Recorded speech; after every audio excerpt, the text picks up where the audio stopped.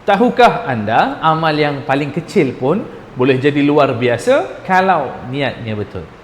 Kata Allah Subhanahu wa taala dalam surah Al-Bayyinah, "Wa ma umiru illa liya'budullaha mukhlishina lahuddin."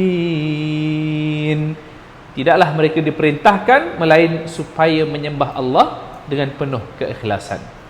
Ramadan ni bukan sekadar kita tahan lapar dan dahaga, bukan sekadar khatam Quran semata-mata, bukan sekadar bangun sahur, tapi apakah niat kita? Adakah kerana Allah atau sebab orang tengok, ataupun sekadar ikut kebiasaan setiap tahun?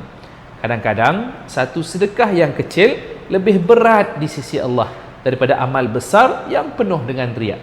Sebelum baca Quran hari ini, sebelum solat sunat, sebelum apa-apa kebaikan, berhenti sekejap, betulkan niat kita.